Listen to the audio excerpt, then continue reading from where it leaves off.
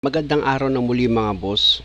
Una sa lahat, nagpapasalamat ako sa Diyos sa lahat ng kabutihan niya na ginagawa niya para sa ating lahat ng mga tao. Kahit marami tayong mga nagagawang pagkukulang gaya ko, patuloy niya tayong kinakaawaan. Siya nga pala mga boss, itong ipinapakita ko sa inyo, engine diagnosis scanner yan. May taong nagmagandang loob, pinagkalooban ako nito na siya yung nag-sponsor. May napanood kasi siya sa video ko na hindi ko ginamitan ng scanner pero nagawa ko naman. Ang problema, nakita niya may nag-bash. Imbis na natuwa, nilait pa daw ako. Sabi ko na lang kay customer na meron talagang ganyan na nilalang.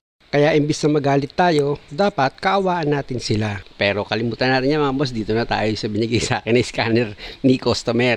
Ito yan mga boss, kung makikita nyo, Ansell yung brand niya, FX5000.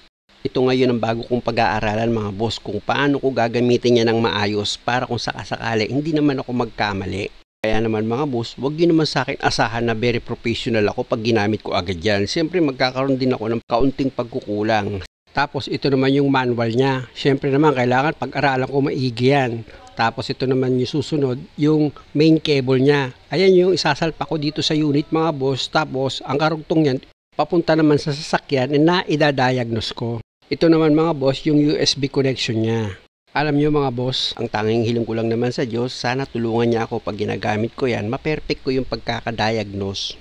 Huwag ako magkamali para yung customer hindi magastusan. Kaya ako naman nasasabi ito mga boss, alam ko naman wala namang perfect na gamit.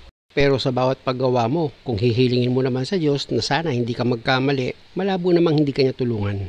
Sabi nga 'di ba, kapag ang layunin mo mabuti, kailanman hindi yan magbubunga ng masama.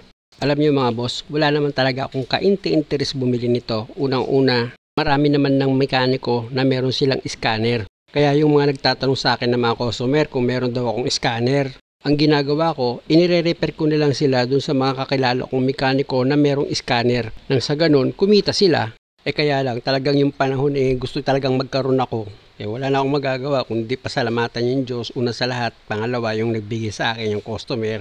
At syempre, pangatlo, kayo na nagtitiwala sa akin. Kaya lang alam ko naman mga boss, hindi ko talaga kayang serbisyon kayong lahat. Kaya ilan lang talagang kaya kong gawin. Unang-una sa lahat, mag-isa ko lang kasi talagang gumagawa. Wala akong shop na pwedeng pagdalhan ko sa inyo. Kaya humihingi ako ng dagdag pangunawa ng bawat isa sa inyo. Kung hindi ko kayo agad-agad na pagbibigyan. At huwag kayong mag-alala dahil ang dalangin ko naman sa Diyos, makatagpo rin sana kayo ng maayos gumawa ng sasakyan nyo.